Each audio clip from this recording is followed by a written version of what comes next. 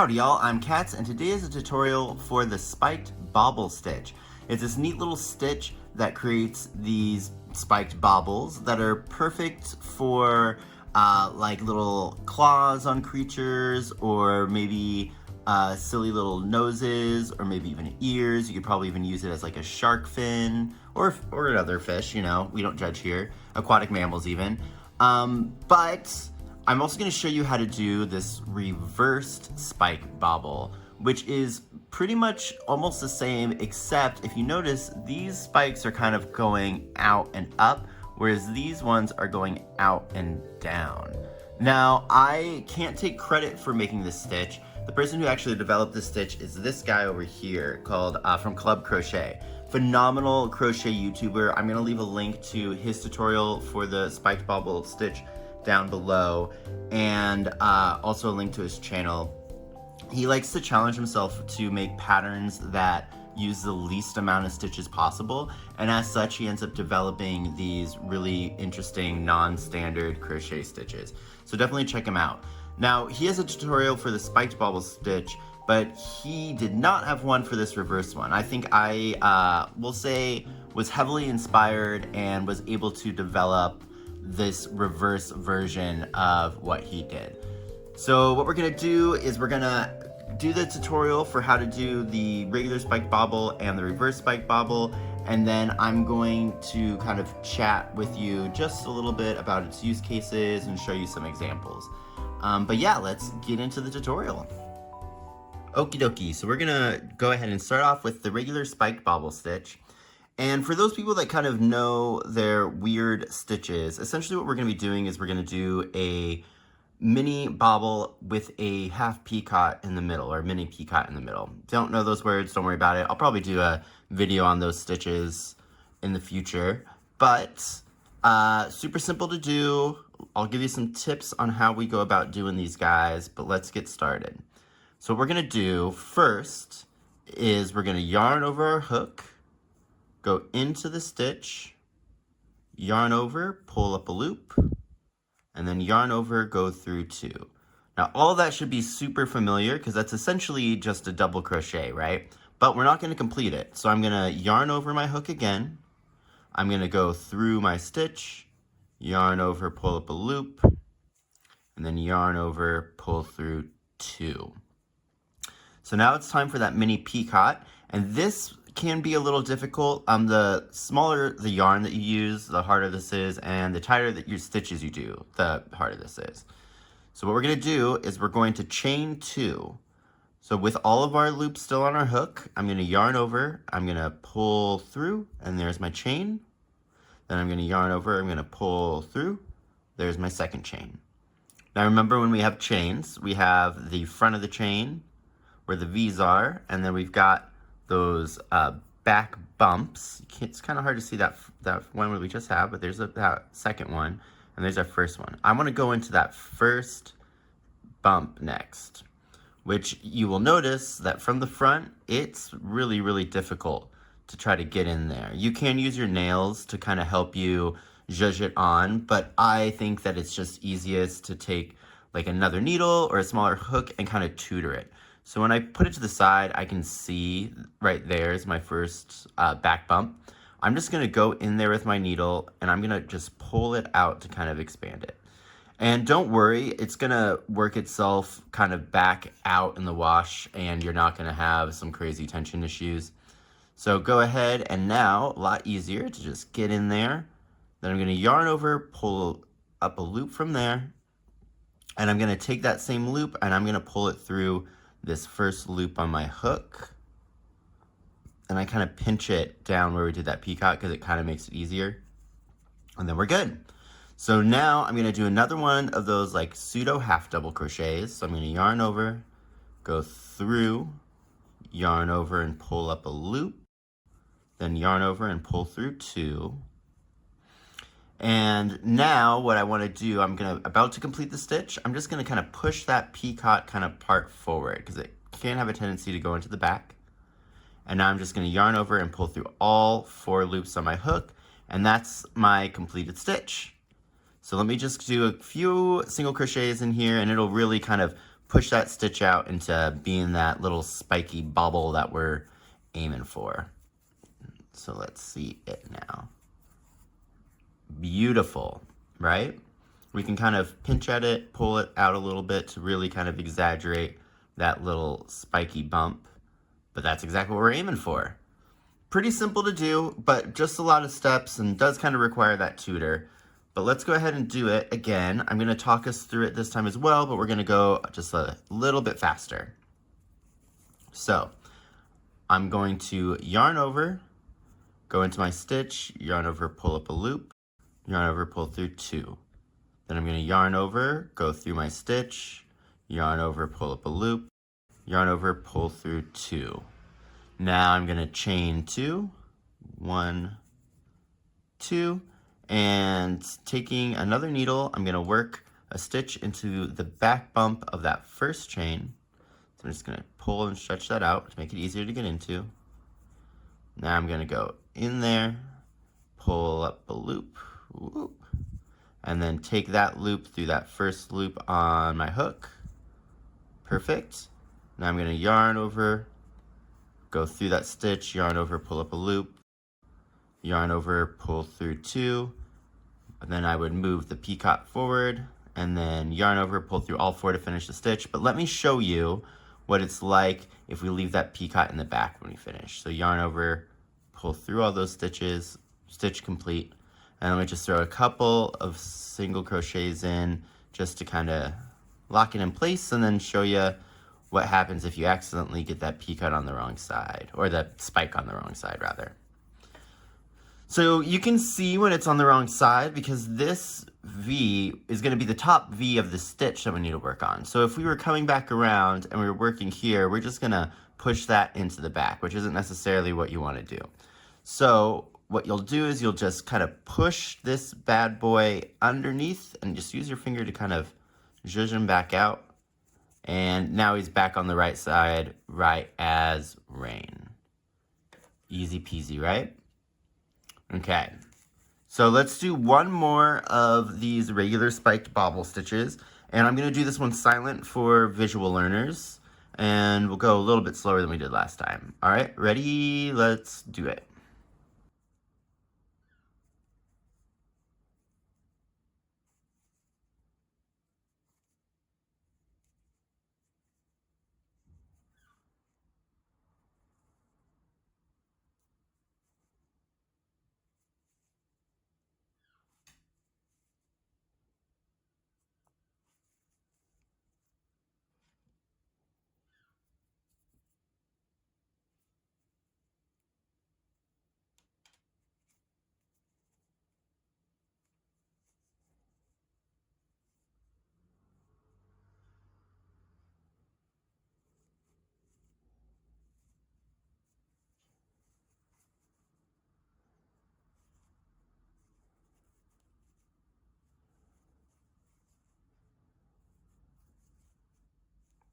All right, and there's the stitch.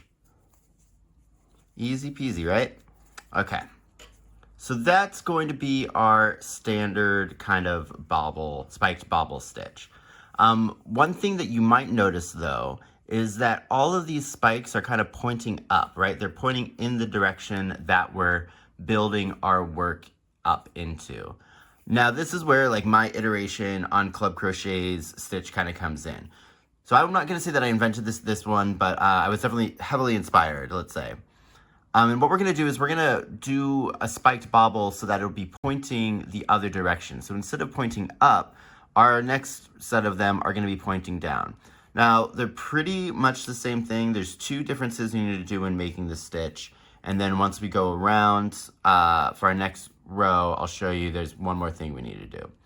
And so in order to kind of show you these nuances, I'm going to go ahead and make the spiked bobbles in a different color. And if you want to know why I'm splicing in this yarn, this stitch, before I actually need it, go ahead and check out my color changing video to find out why I do that. And see me do it way smoother. Okay. So let's get in there, finish that stitch off.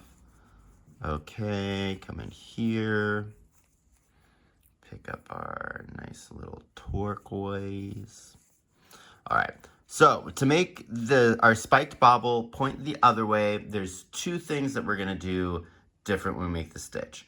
First off, we're only gonna be working into the front loop of our stitch for the bobble stitch. Front loop only for every single step. The second thing that we're gonna do is we're gonna keep the spike on the inside when we complete the stitch as opposed to pulling it to the front. So let's go over this again. It's gonna look extremely familiar. We're gonna yarn over our hook. I'm only going through that front loop. Then I'm gonna yarn over, pull up a loop, yarn over, pull through two, then yarn over my hook, go through there, make sure I'm carrying my yarn on my back, yarn over, pull up a loop, then yarn over, pull through two. Now it's time to do my chain stitches. So I'm gonna chain one and chain two. Then I'm going to use my tutor to get into that little back bump. Oop.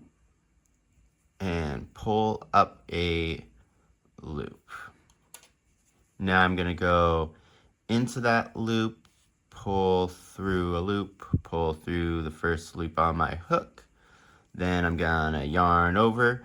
Remember, I'm only going through that front loop, yarning over, pulling up a stitch, making sure my bobble's on the other side, yarn over, pull through two. Whoop.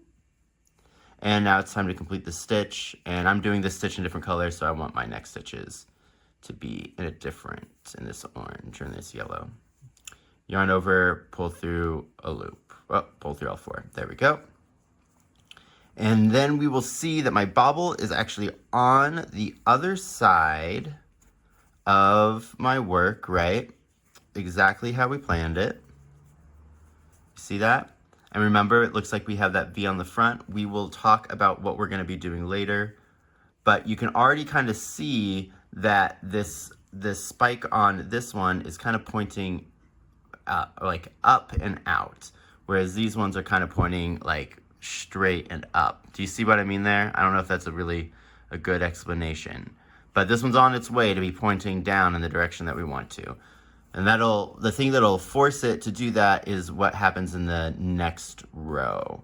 So let's go ahead and get another one of these in, just, for the practice. I'm gonna switch up my colors a bit. Okay, so remember, all of this is going in through that front loop. I'm gonna walk us through here again. I'm gonna yarn over, go through that front loop. I'm gonna make sure I carry my yarn. Yarn over, pull up a loop. Yarn over, pull through two. Yarn over in the front loop only. Yarn over, pull up a loop. Yarn over, pull through two. Then I'm going to chain two. And grab my little tutory guy. Get into that first back bump. Give it a nice little tug. And then go in there. Oop, my yarn's getting all tangly. Go in there, pull through a loop, pull through on the first stitch on my hook. One thing that's kind of helpful too when you're doing that, what would that be, that slip stitch? Holding this bottom part and then also like kind of overshooting and pulling through kind of more loops and then backing up. I'll show you what I mean when we do the next one. So I'm going to yarn over, going through that front loop only, yarn over, pull through two, and then complete this stitch off. Okay. Nice, and I'm making sure that that spike is on the inside. Alrighty. So let's get one more of these in, and I'll show you what I mean with that chain. So one. Okay. So what do I mean with that kind of chain thing? So remember, I'm yarning over, I'm going through the front loop only.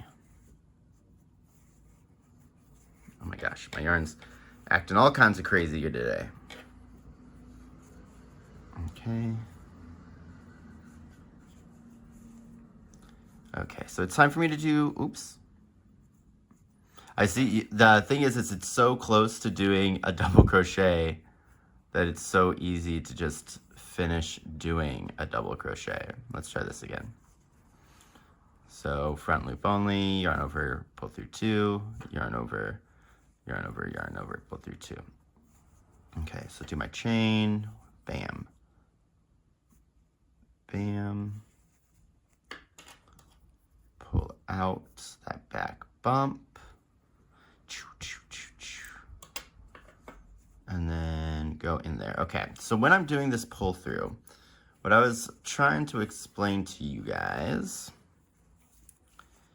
is, so pretty easy to yarn over and pull through that one, but pulling through the second one can be kind of tough. So what I like to think about is like I'm pulling through almost like these first 2 that are on my hook, and then once I see that first one kind of go, my hook go under that first loop, then I kind of just like bring it to the front and kind of poke the head through.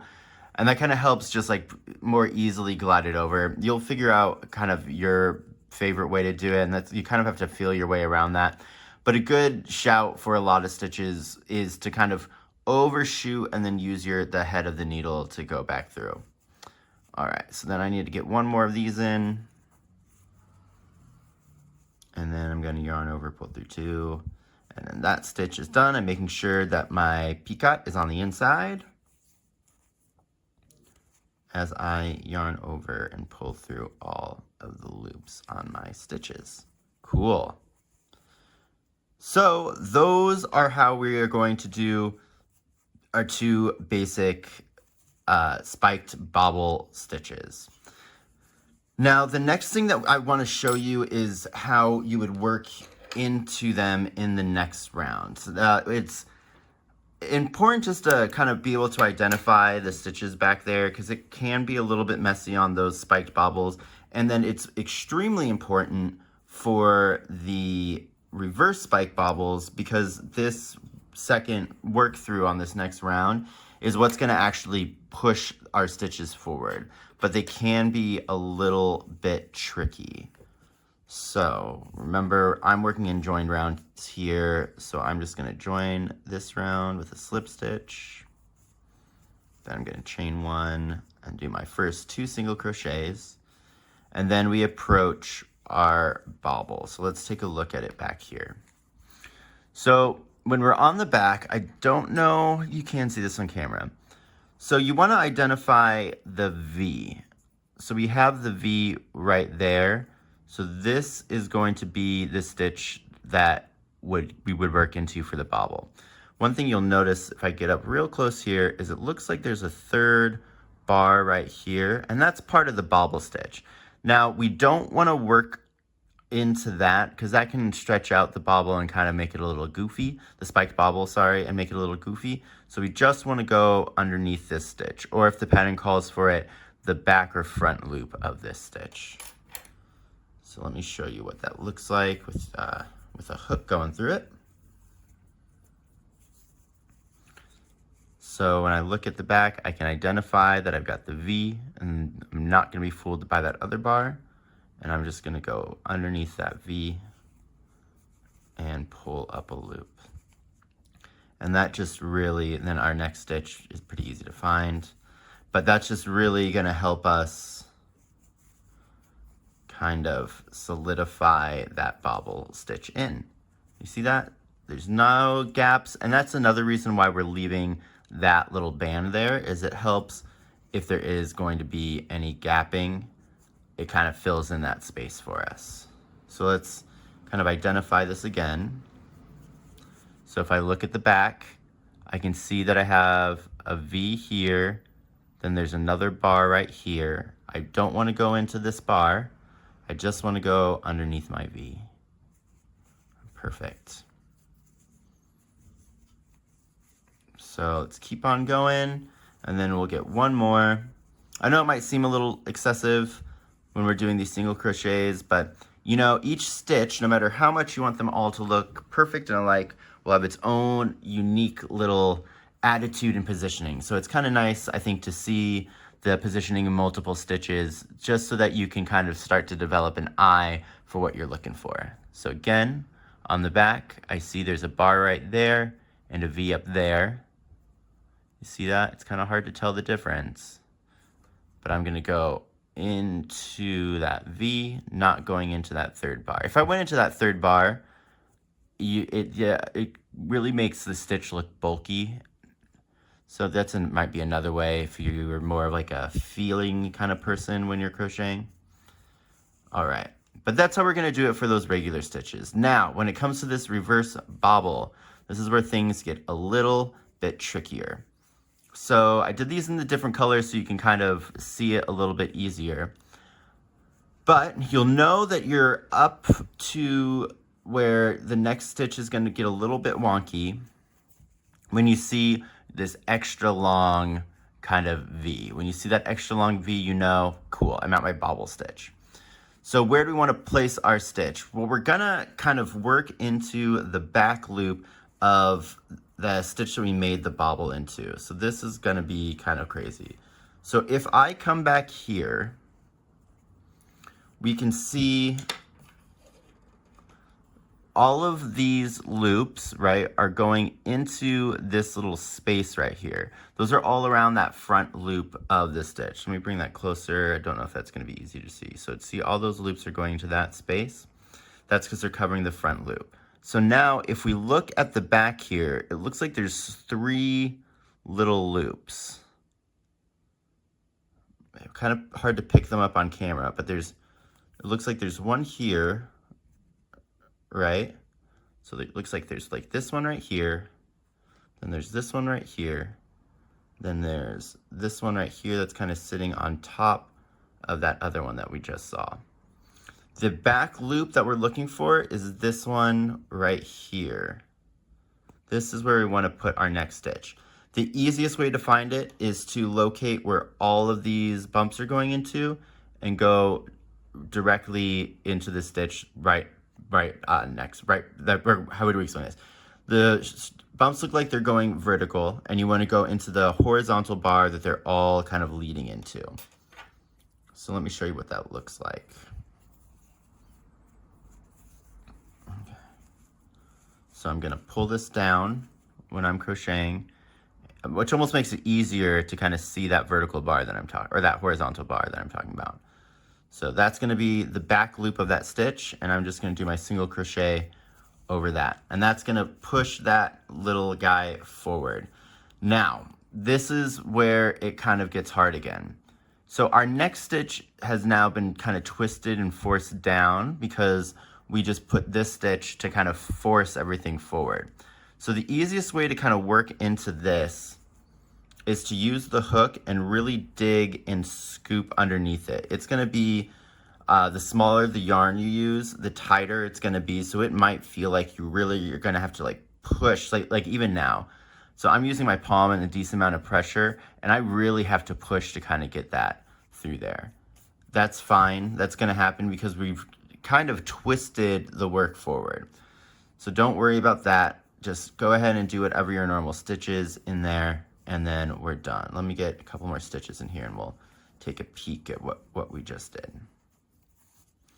So we essentially just worked a single crochet around the back of that bobble, and then I'll pinch and kind of pull it, and now we've got our spike going in that opposite direction, right? So we have our yellow one kind of pointing up, kind of towards our work, and then we have this one that's pointing more down.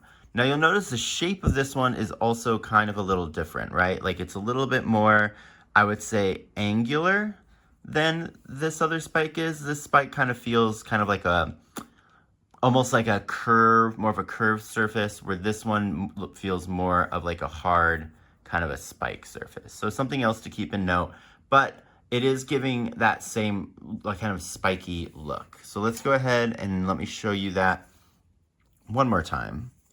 So we're into our stitch that's next to our spike, and I know that because it is bright turquoise. No, I know that because it's the big long V. I'm gonna go behind it, pull it forward, and I can see all of these are leading into that vertical bar, or that horizontal bar. So that's where I'm gonna go, which is technically the back loop of the stitch from the previous round that we worked into. Now, my stitches are being forced forward, and that's when I wanna work in. I'm gonna use the hook of my crochet needle and really kind of dig underneath there. I'm doing a whole sweeping kind of motion. It feels tight, which is fine. And I'm gonna do my single crochet, and then I'm gonna keep on going. Cool. Good example why we don't carry a yarn in all of our stitches right there. But I'm pulling that little nubbin guy forward, and there we go. There's our forward-facing hook, or spiked bobble. Reverse spiked bobble, I think, is probably what I called it. So again, up to my next one, you can see the big V, pulling it down, see that horizontal bar that all these stitches are going into. I'm going to work my stitch into there. Now I'm gonna take my crochet hook, really dig underneath there to make sure I get both of those. See, like with that one, I missed part of it. I split that yarn. It's okay. We'll just go and dig. If need be, you can also use the tutor again to kind of help pull this stitch. It's not going to be as effective though, because there's not that much give that stitch can give, which is why it's like it feels really tight when you're kind of working through there. But no matter, you'll find a way in. There we go. Throw in my last one of the round and pull that bad boy through. Okay, pull them through and down, and let's go ahead and join this, and we'll look at what we're talking about. Cool. So that's how we're going to work back into all of our bobble stitches. We can see that our regular spiked bobbles are looking great. They're being pushed up exactly where we want to, given cute little spiky, bobbly goodness. And then our other bobbles are going to be pointing downwards. Now, you will notice that they're having a tendency to kind of like float up. The more stitches that we actually put on top of these, the more that they're going to be forced down. So that just is kind of like a patience, trust in the process kind of situation. But we do get nice, strong spikes that are pointing in the opposite direction. And there we go. So if you guys are here just for the tutorial, that's gonna be it. Get along with your hookin'. Happy hookin'. Hope you're having a fantastic day. Please comment, like, and subscribe. Here's all my socials. You know what to do. For everybody else, I'm gonna do a little bit more rows on this, and then we'll be back and we'll have a little bit of discussion about these stitches. Okie dokie. See you later, or see you soon. All right, hey guys, thanks for staying. So back just at a few more rows, just so that you can see how much these other little spikes really do get like pushed down as we continue to build up, and just how dramatic of a difference. You see like these guys going this direction, these guys going up. It really does make a huge difference between which way you do it. And working in those back loops is really the only way that you can kind of force this down. I tried some other options, but it didn't work. And the thing that got me to do this is a little sneak peek for you guys. So on the next pattern that I'm working on, I wanted to use those claws, or those little bobble spikes, as claws. And so at first I was thinking about doing them in this reverse style to kind of give these toes a little like chicken foot kind of a look, and to really kind of have them poke out. But as you can see, you can tell this is a trial piece because it's crazy wonky. But I really like the way that it kind of looks like that they're protruding out on here, but ultimately I think I'm gonna go with that other just regular style of claw. These ones kind of look a little bit more retracted, and look at that juicy little chicken leg. This guy's been running. He's got shins. But yeah, and so those are two kind of applications of those two different styles, and it looks kind of similar on that sample thing we did, but you can really kind of see the difference in practice here. And on Club Crochet, I'll put a link to this too, but he has a design for this cute little bird. He has a whole bunch of them, which they're just really, really adorable. This is one for a pigeon. But yeah, we use that spike bobble to make this little beak. So there's a lot of applications for these specialty stitches, and specialty stitches in general are kind of a really interesting thing that you see in crochet. You know, a lot of the times we think it's just these standard like double crochets, single crochets, but really kind of playing around with the medium, we can create nice little claw guys as opposed to having to build like a separate piece that's really tiny and then sew it on. But yeah, that's pretty much it for the discussion. I hope you guys learned a lot today. Get ready for this new little crochet along that's going to be coming out fairly soon. I'm not going to put a date on it because it's a lot of work. I think, I mean, honestly, it'll probably be like maybe 2-3 more videos. But yeah, that's going to be everything for today. Please comment, like, subscribe. Go check out Club Crochet's channel. Make yourself this cute little bird. Check out some of his other videos. He's a really, really phenomenal crochet YouTuber as well. But yeah, I guess I will see y'all later. Bye. Was to this guy. His name is probably not Club Crochet, but that's what I know him by. Phenomenal YouTube channel. Highly recommend his stuff. Why is the camera so not focusing? But